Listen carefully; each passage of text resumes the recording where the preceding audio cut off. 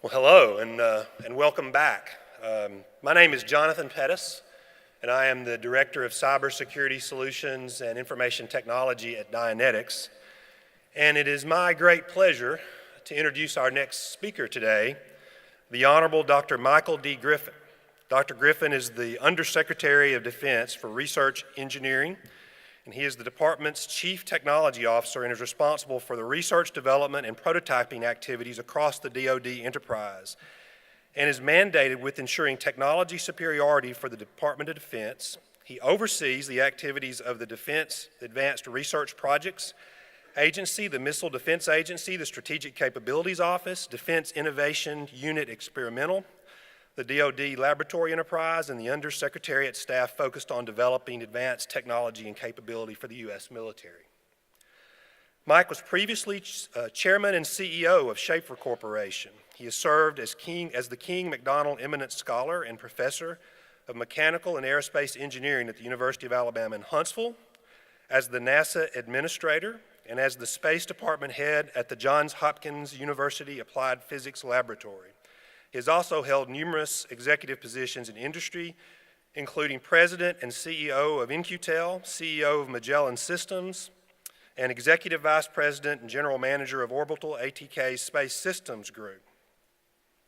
Dr. Griffin obtained his BA in physics from Johns Hopkins University, which he attended as the winner of a Magellan Senatorial Scholarship. He holds master's degrees in aerospace science from Catholic University, electrical engineering from the University of Southern California, applied physics from Johns Hopkins, civil engineering from George Washington University, and business administration from Loyola University. And yes, that is a real list.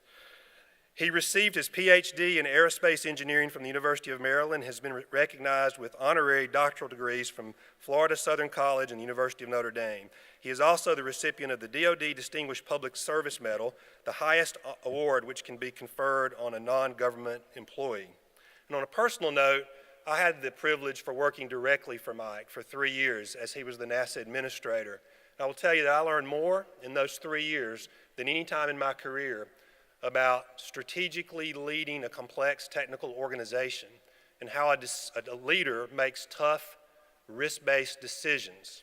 And I'll tell you from my experience that our nation's defense, technology development, research, and engineering portfolio couldn't be in better hands than Dr. Griffin's. And so now, ladies and gentlemen, if you would, please welcome Dr. Mike Griffin to the stage.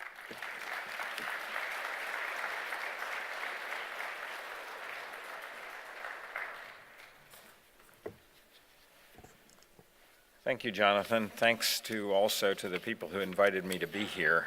I think Jonathan's estimate of who benefited most from having him as agency CIO when I was administrator, I think he's got that backwards, because I desperately needed a CIO, and he didn't desperately need to come to Washington, D.C. Let me make that really clear. Those of you who've served time in the National Capital Region know exactly what I mean, and those who have not had that privilege, I pray for you that you never learn. As Jonathan indicated, I'm now back in D.C. and back in the Pentagon for the first time in 27 years. I have not sold and do not intend to sell my house in Huntsville because I figure in a few years I'll be right back here, unless some form of mass insanity affects those who've appointed me to this position. I appreciate the opportunity to be here in front of this cyber summit because when I took over the job, I was sworn in on the 20th of February, note 3 weeks late, and that was apparently as soon as it could be gotten to.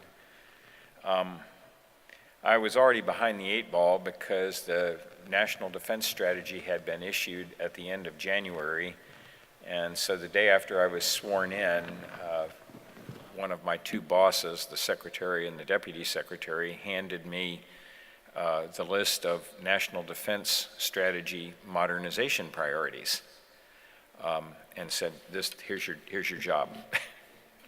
So that list of modernization priorities numbers approximately 10, and cybersecurity, both offense and defense, of course, is on that list. I think most of what has our attention these days is the defensive portion of cybersecurity, and that's what I'm going to spend the balance of my remarks on, but I'll devote a little to the other as well. Pardon me. Spring allergies. If you'll forgive me, for those who've heard me speak before, you know I'm not using PowerPoint slides, which I really don't like, either giving or receiving. And I'm not going to speak from a written speech. I've got a few talking points that I hope not to forget while I'm up here on stage, and we'll go from there. I'm going to try to talk for about 20 minutes, which will leave us, I think, about a half an hour for questions and answers. Getting answers to your questions, I think, will likely be a lot more interesting to you than having me stand here and pontificate. So we'll keep that to a minimum. This group, of course, I think fully understands and beyond, likely beyond the layman's level, the cybersecurity issues that we as a nation and indeed across Western society face today. You don't have to wait long between articles in the newspapers telling you about it. I'm now somewhat regrettably in a position where I know way too much, and I'm going to stay off of anything that might remotely tread on areas that we prefer to keep quiet about. So I'm going to keep my remarks at the more general level, but it's easy to do when you can start by saying, how many people, I want a show of hands, saw the article on the front page of most of the nation's newspapers last week that the FBI wants you to go home and turn your Wi-Fi router off, leave it off, and then turn it on again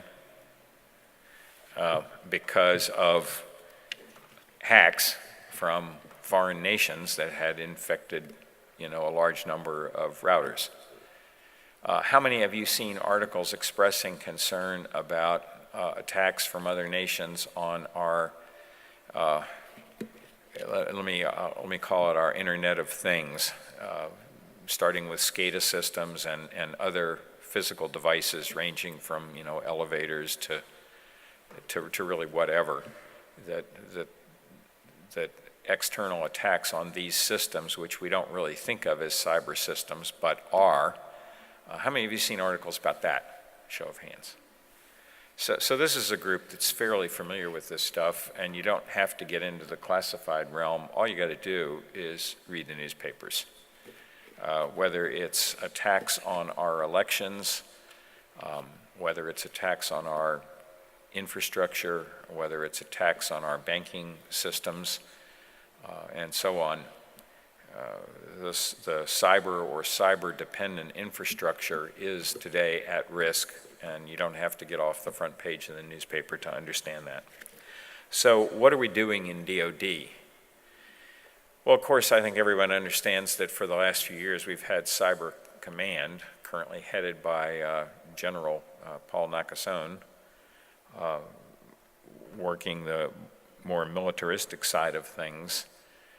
But a question I often ask, and I pose it as a rhetorical question, but the answer is serious. If the nation's economic structure doesn't work because people have hacked into our, say, cyber banking systems and no one can get money out of an ATM, your government credit card doesn't work, your private credit card doesn't work, and the economy is at risk because no one can make a point of sale transaction and you can't get cash, in what sense have we in fact defended the nation? I mean, maybe no one is breaking down bricks and mortar, but we're also not functional. And I think sometimes that distinction doesn't get made often enough.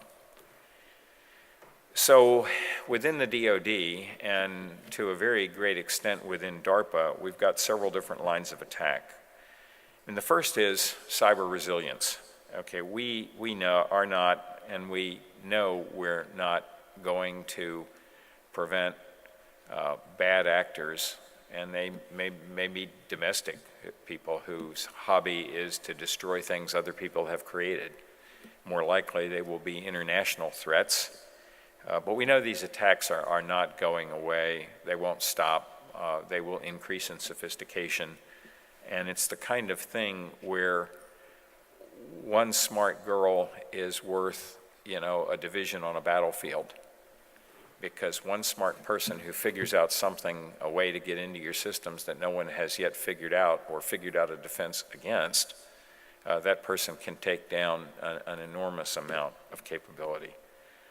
So we have to recognize that that's not going away and that we can't predict that threat easily, and we have to become more resilient to it. So we're looking at methods by which we can manage and control critical infrastructure systems that have to operate through or be rapidly recovered following a cyber attack, even if it's successful. So we're looking at cyber resilience. Okay, so one of the first things we're looking at is high assurance software. We're looking at mathematically sound methods that can be used to demonstrate that software is correct and remains correct and remains unchanged with respect to its specifications. Now, we've demonstrated that at small scale in the helicopter fly-by-wire environment. DARPA is, after all, and I do, after all, represent a DoD organization. But we think these methods have broader applicability. Certainly, we need to scale them to more complex systems. But one of the first steps in cyber resilience is to know that something has changed. If you can be assured to a high degree of mathematical precision that your software is as you left it, that in itself is enormously helpful. Legacy systems. Software doesn't hang around forever, but some of it hangs around for a while.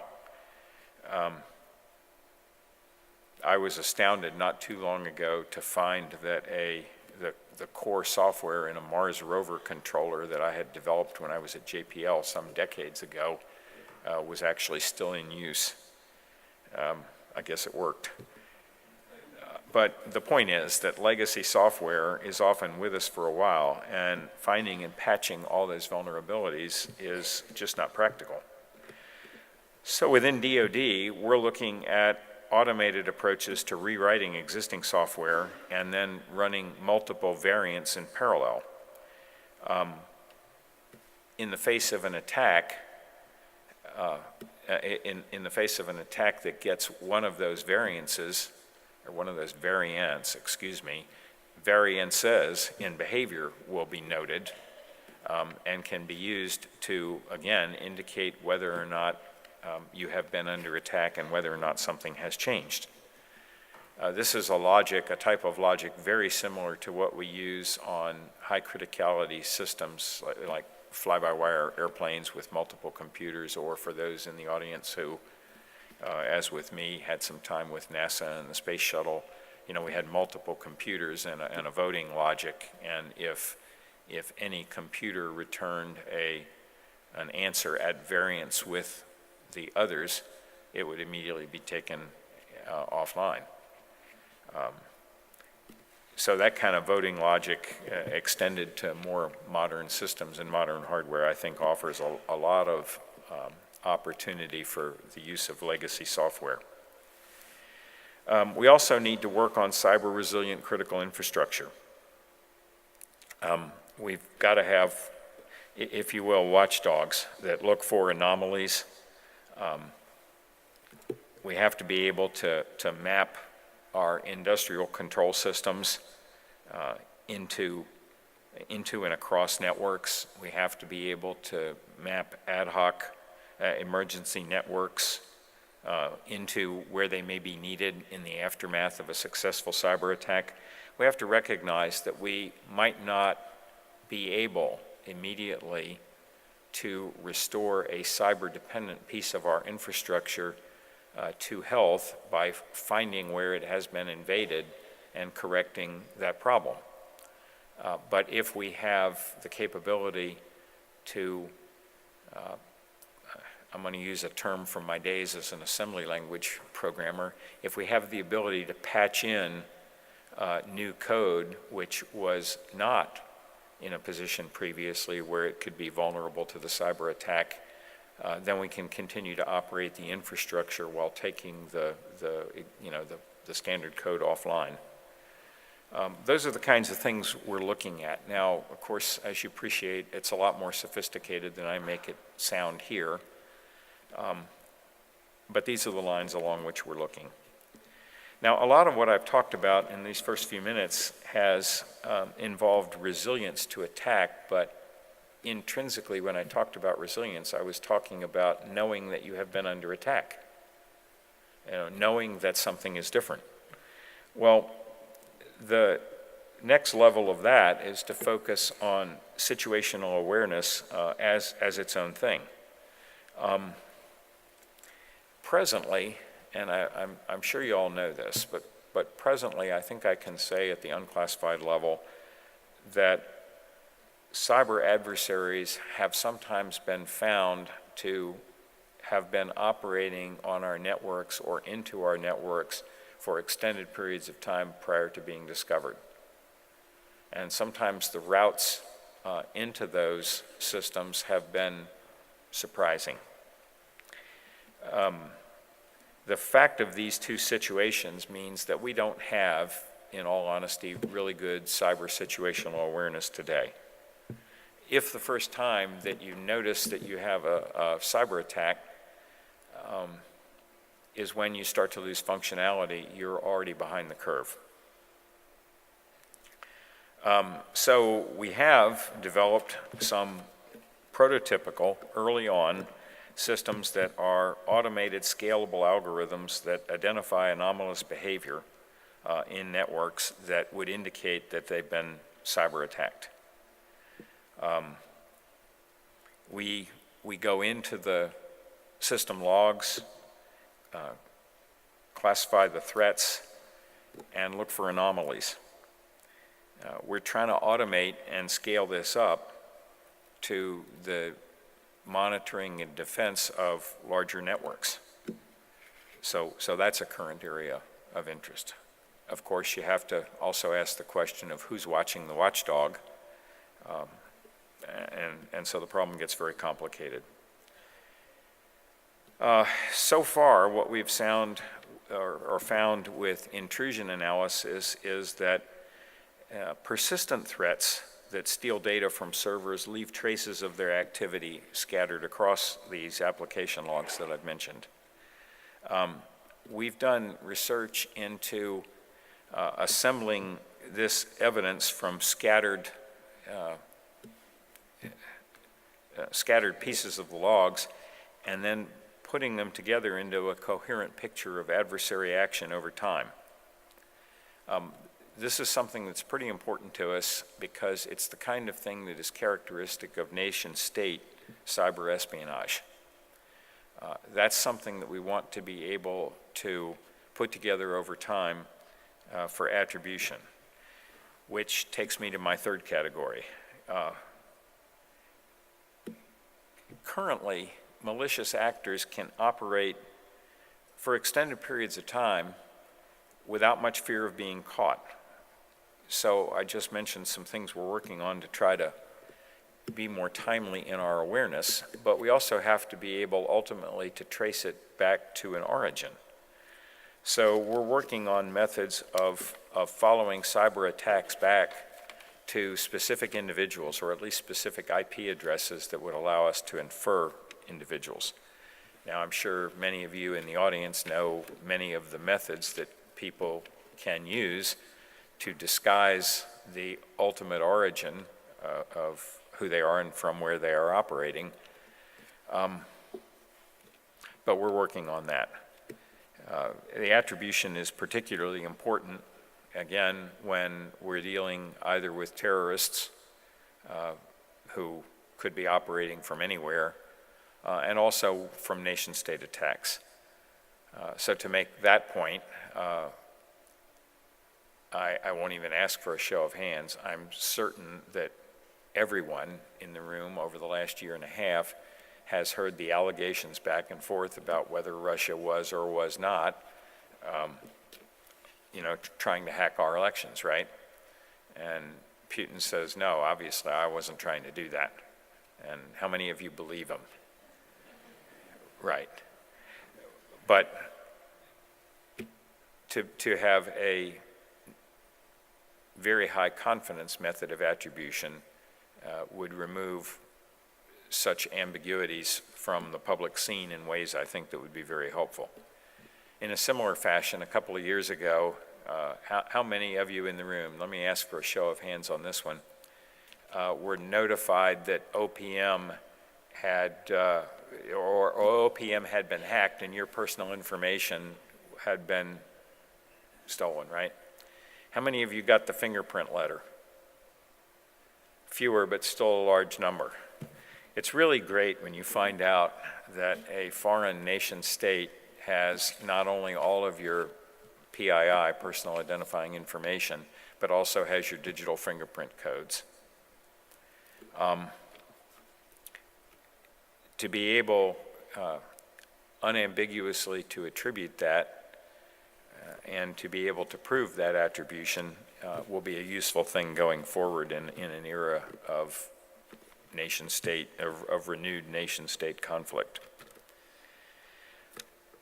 Now, moving beyond some of the defensive areas that I've talked about in purposely in very general terms, we get now to the issue of response, which is a less offensive word than offense.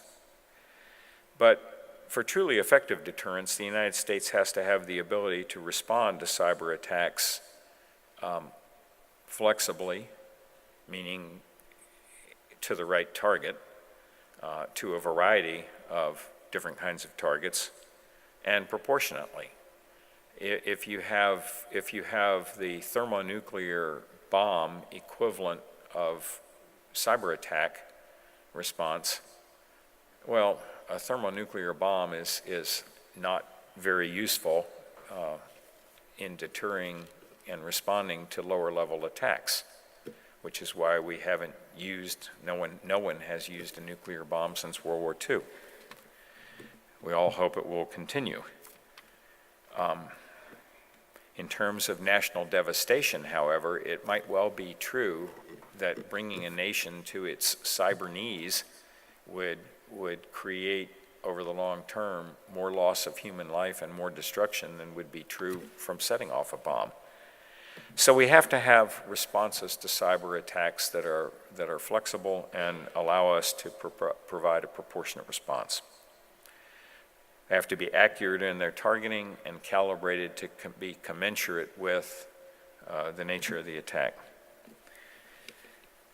So we are working on an overall mission command system for cyber operations where users can take the role of commanders, planners, analysts, and operators and orchestrate disparate capabilities through a common interface to provide a cyber response.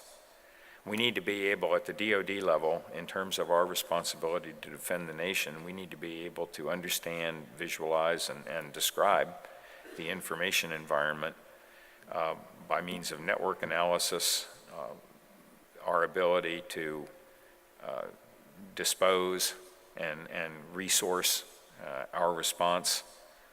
And we need to be able to collaborate with our sister agencies, the intelligence community and Homeland Security, to be able to provide the proper responses to enemies at the actual speed of the conflict, which in the cyber world will be quite a lot different than that to which we're accustomed. And finally, we need to focus even more heavily than we have been on the vulnerability of our networks. Today, what we are seeing is malicious actors, and largely with impunity, being able to compromise large number of devices that are owned and operated by third parties. I mean, these are loosely referred to as botnets, and they can be used for criminal espionage and computer network attack purposes, as well as overtly harmful purposes. I think everyone is aware of articles which have surfaced in everything from newspapers to novels recently about methods by which adversaries of all stripes could get into aircraft software or automobile software. I mean, one scenario there is that everyone's automobile these days is controlled by a host of microprocessors. When the car is taken in for service, it's serviced by equipment that is attached to networks because you have to have software updates for the test equipment that operates your car or checks over your car. The software updates that come in through the testing systems have to be done via a network, which leaves a pathway to a malicious actor from outside. So, as I say, everything from newspapers to novels, you can find examples of this kind of a cyber attack. The potential for that is very real, and we have to deal with it. So as I've talked about with some of our other areas, we're working on ways of detecting that such attacks have occurred, of refreshing and protecting the software, or having software variants that can be ported in when bad behavior is observed. Much of this stuff is in its infancy. It's only been within the last few years that we have, I think, taken the cyber threat as seriously as we need to do. Our new DoD CIO, Dana Deasy, is someone that we managed to capture after his retirement from J.P. Morgan. And if you want to talk to the people who are playing for their own money and playing for our money in the face of constant cyber threats and cyber attacks, it is the banking system. So we were all very happy to capture Dana, and we're looking forward to his leadership of cybersecurity from the CIO perspective at DoD. As I mentioned, or as was mentioned, DARPA now reports to me as Under Secretary for Research and Engineering, and a lot of the tools that Dana will be using from the CIO perspective are going to be coming from DARPA. Let's all hope successfully. With that, I've talked a few minutes beyond the time I intended to speak, and so let me now stop and throw it open for questions.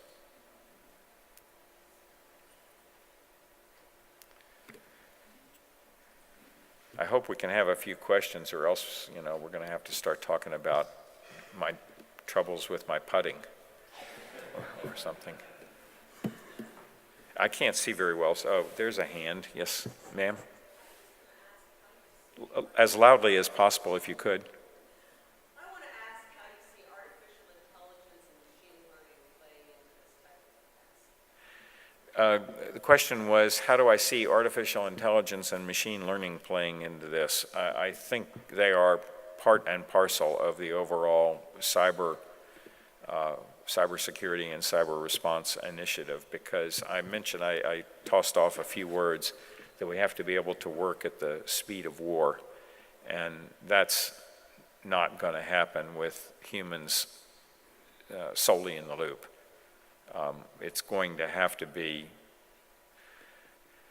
I use the word with hesitation, but automated in some sense, and we hope automated intelligently, and that takes you immediately to machine learning. One can envision I talked about going over system logs, what activity has taken place on the system. That's exactly the kind of thing that I used to do 40-some years ago when I was doing a lot of assembly language and machine language programming, interfacing with hardware device control. And when you had a problem, you'd look at the binary or the hex or the octal log. Well, that's fine when the machine had, 16K of 1 microsecond cycle time core memory, which for those of you who are out there in the audience laughing, that was a machine that I started on. I thought it was a really big deal when I got to program on serial number 1 of the Digital Equipment Corporation's PDP-11/45, which had a whole 32K of memory, and as I recall correctly, 100 nanosecond cycle time. We thought that was a big deal. So the kinds of things you can do as a human in environments that are today irretrievably old-fashioned just are of no use to you in the scale of networks and systems we have today. So it's going to have to be automated. It's going to have to be done intelligently. I can't imagine it happening without AI/machine learning at the helm. That's my take. Thanks, that's a good question. Hey, Dr. Griffin, how are you?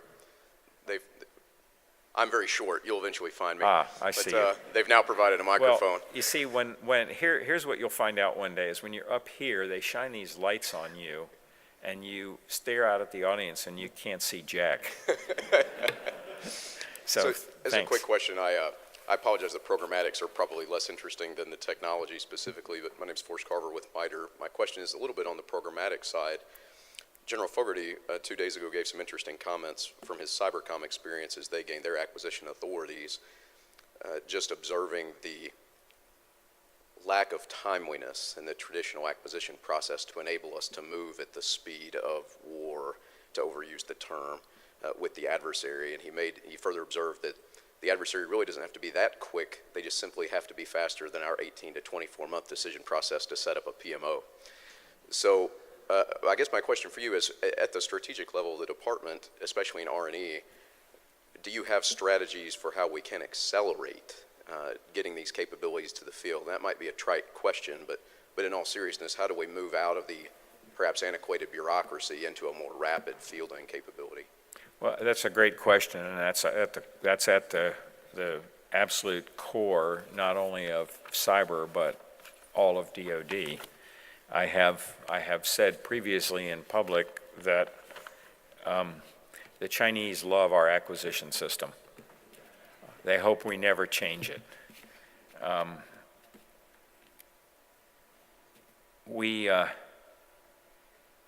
When I was last in the Pentagon 27 years ago, as I was saying, we used to joke that the one place that the Soviet Union would never, and there was a Soviet Union then, the one place the Soviet Union would never nuke was the Pentagon because it was their best friend.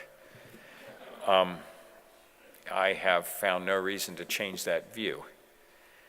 So your question about the speed of the acquisition system is utterly on point in cyber and in everything else. So one of the reasons for the creation of the Research and Engineering Under Secretariat was to provide a place where prototyping and experimentation, actually up through operational prototyping, could occur without getting into the DoD 5000 system. Now, my counterpart, Ellen Lord, who comes to us from a CEO as one of Textron's companies, is in charge of renovating our what I'll call our DoD 5000 system, our formal acquisition system. But, and I think she has got that under her belt and is completely serious about fixing that side of things. But the issue of how do we do things quickly and responsively at the prototype level is nothing is more important. So let me ask you to, with regard to cyber, let me ask you to envision the following, which represents where we are today. We put out hardware, which is, as is all hardware today, operated by software. Let me offer the example of a modern fighter aircraft, where the software is developed by the prime contractor. It's not modular, it's not open architecture, it's not upgradable in pieces. If you want to upgrade part of it, you can do that, and we do that with block upgrades, but then you have to go through the software architecture and make sure that nothing you did, say for the display system, affects the pilot's controls. If you do, that's going to be highly problematic for the pilot. And so when you have that kind of an architecture that goes along with the hardware, you are inherently limited to block upgrades, which we do every few years, but we don't do every couple of weeks. So now the same 20-something pilot who gets out of that airplane after a mission, let's say it's a combat mission, and he's been in an electronic warfare environment, and maybe he didn't have too good of a day. He gets out of that airplane, he goes home to his iPad and his computer or his Samsung tablet or whatever flavor you prefer, and he goes home, and unsurprisingly, since last week, there are software updates waiting for him to do. So he does those software updates as a matter of course, and he continues to run his personal IT systems. And he's not the least bit surprised or upset that the system he's got is different than it was last week because it's responding to security threats. He expects that. So that's how the world works commercially. Okay, every time you update an app on your tablet or smartphone, most of the time, you update your banking app or whatever, you're addressing security issues that have been surfaced and fixed. What if we conditioned a set of 20-something pilots to expect that every time there's a better idea for responding to the electronic warfare environment that they're in, they get a software upgrade to that piece of the fighter aircraft's architecture, but it doesn't touch any of the rest of the software. And if he goes into battle the next day and it didn't work well, but he still makes it home, well, his captive geeks will try again. But his radar system was not compromised because the software upgrades that affected the electronic warfare systems weren't involved. The flight controls weren't compromised because they weren't involved.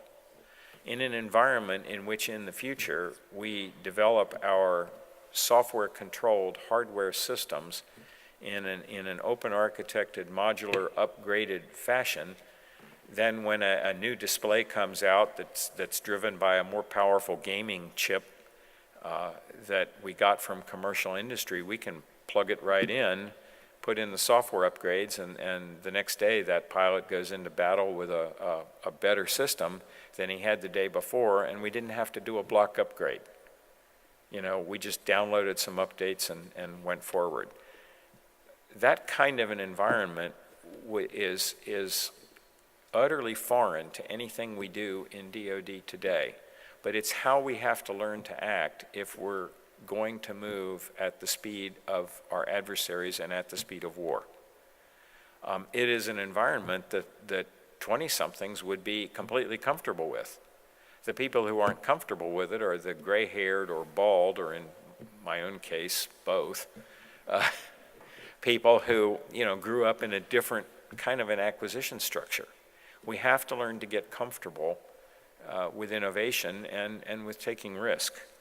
In a recent speech, our Deputy Secretary, Pat Shanahan, said, everybody wants the DoD to innovate, but what people don't realize is that innovation is messy. And if we want innovation, we're going to have to get comfortable with risk and mistakes.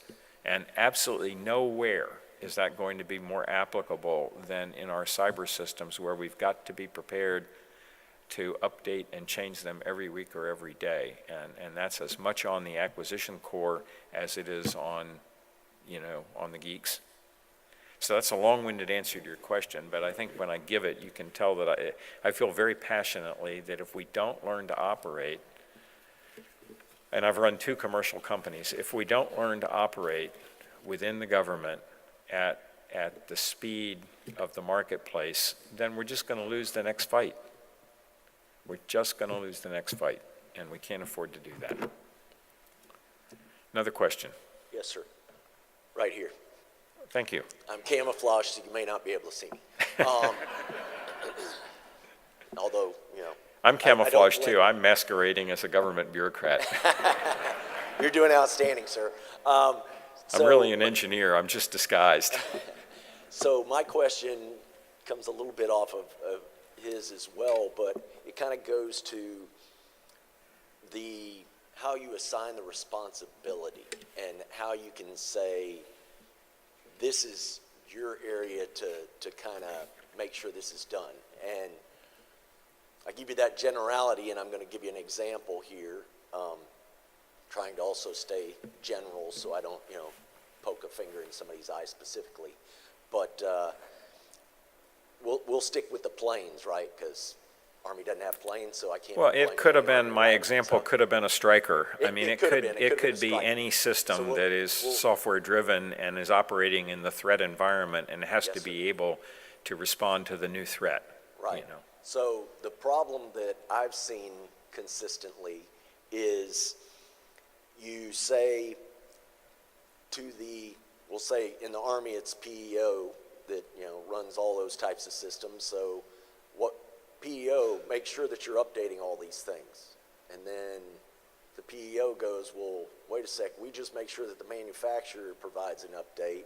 It's on somebody else to update the thing. Well, who is that guy? Does he know or she know how many of those systems they have?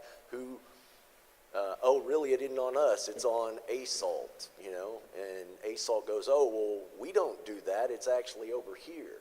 And consistently with different systems, I've seen the finger point a different direction, and I think the contractors consistently get off the hook on it, but they're really the only one. You can't expect the mechanic down, in the motor pool that's updating whatever said system to be the guy who's trying to make sure this is happening. You can't make sure, that the S6 shop that's down at that individual, battalion level is the one making sure all those systems that at some point in this air quotes closed network has to plug into the wall somewhere, right? Don't know where it is. Maybe it's back at the contractor. At some point, somebody's got to plug that box in the wall. The local NEC is saying, I'm not doing security on anything plugging in that wall, that green box thing. The S6 says, I'm not doing the security on that green box thing. ASALT says, I'm not doing security on the green box thing, that's on the unit. And so everybody points the finger and, but yet the green box thing doesn't get updated and it's on Windows XP and everybody goes, oh, well, that's not my fault. That's his fault. And then when you actually go talk to each of the other, it's his fault, which I've actually done, trying to trace it down and say, oh, they say it's your fault, and then that guy goes, no, wait a sec, it's actually here. So I know that kind of went a long way around, but it's a huge problem that honestly I only think at your level, could actually get fixed, and we really go, you are the guy that's got it, and where are you at on fixing it? Well, I need questions to be a lot shorter than that, because my memory is not good enough to capture and retain everything you said while I'm waiting for the period at the end of the sentence. But I get the general point, which is that we have a system of acquisition and sustainment, which is actually not set up to the real-world demands of the fight.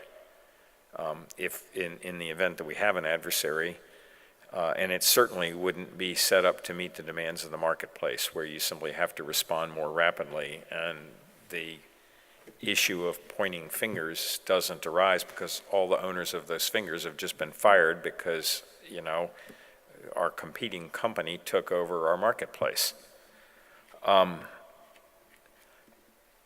I don't know what, I recognize the problem. You'll probably not have too many speakers who are more intimately acquainted with the problem than this particular speaker. I get it. I've spent a good portion of my life living in it. The question is fundamentally, how do we lead? And how does that leadership translate into management of systems and that push these decisions down to a level where they can be implemented. We don't build. I'm going to again invoke my rhetorical question of, if you can't defend the cyber infrastructure of the nation, even if your DoD systems did work perfectly, in what sense can you have said that you defended the nation? I mean, give me a break here. You didn't do your job if we can't protect both our national security systems and our civilian infrastructure, and that's our job. So the threat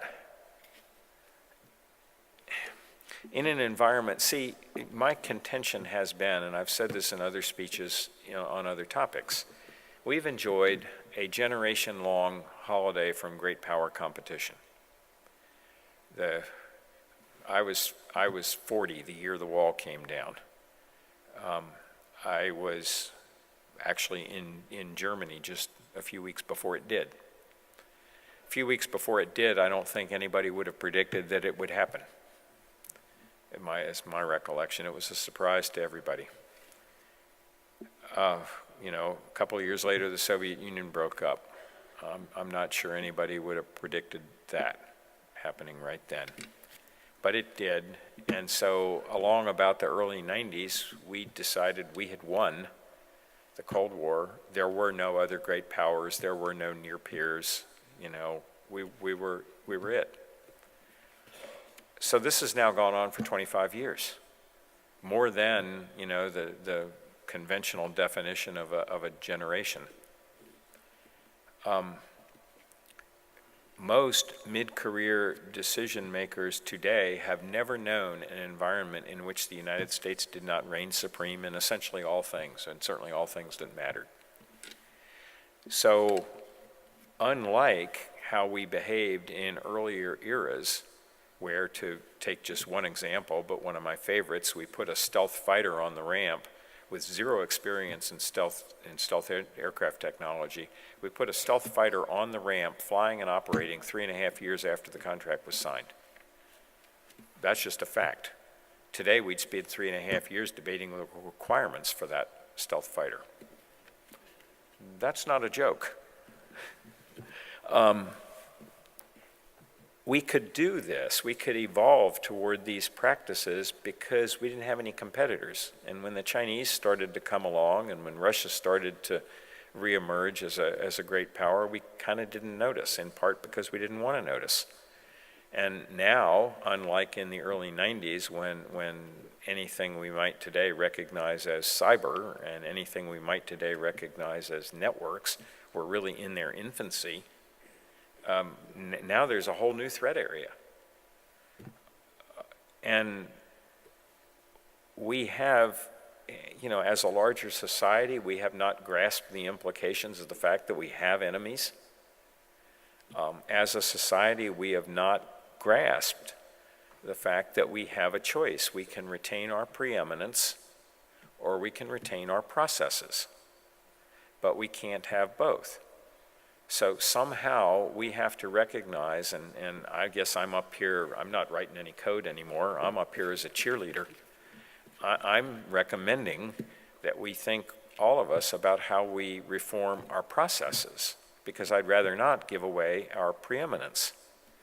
And if our processes, as we implement them, do not allow us to respond to the threat at the pace of the threat, then we're going to lose. So we need to, have, I used the term geeks earlier. In my day, that wasn't necessarily a criticism. I don't know what it is now. But maybe we need to have geeks online in theater who are looking at what is happening today from the threat and saying, okay, I've got a patch for that. And it goes on to the battlefield the next day. Maybe that's how we have to respond, and the hell with the acquisition system. I do not know what we have to do, but I know, as do many of you, and I know things I wish I didn't know. I know that the threat is out there and that they are proceeding with all deliberate speed, at the most aggressive pace you can imagine, to put our systems at risk. And if we cannot, as a society, adjust our acquisition processes and our behavior to respond to that threat at least as fast as it is moving, we need to see their hand and raise them one, then we're gonna lose. So I get it about the tech sergeant, but we gotta find a way to fix that. So I'm cheerleading. As I said, it's been a long time since I've written any code, but we gotta find a way. So I guess with that, I'll close. Thank you very much for listening to me, and I hope that you will, especially the last remark, that we have to find a way to match the pace of our adversaries, and if we don't, we're just going to lose. I hope everybody will take that seriously. Thank you. I got something for you here, Okay. if you don't mind. Well, thank you, Mike. And by the way, when he says he hasn't written any code in a long time, I can tell you, as a CIO that worked for him, he still remembers that code he wrote. And so it can be a bit intimidating. I noted you used the word capture when you talked about the new CIO that you have in the defense. So I need to talk to them about their experience, or my experience. Hey, Mike, we really appreciate you being here and your leadership. This is a tough problem. I can think of no one better in our nation to help us lead our way forward to take on these challenges. Thank you for being here. And in a show of our appreciation, I wanted to share with Mike a small token from Cyber Huntsville, a Cyber Huntsville token or coin. And then this is the 10th year of this anniversary, Mike.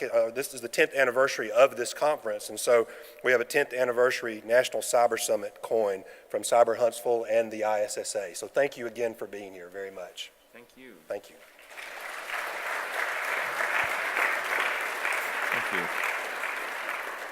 These are beautiful. Thank you, and for the sentiment behind them, and for your excessively kind remarks, Jonathan. If it wasn't for the opportunity to work with folks like you, people who are just, older and in higher positions like me wouldn't have much of a team. So thank you for your efforts. Thanks to all of you, and I guess I'll see you at lunch.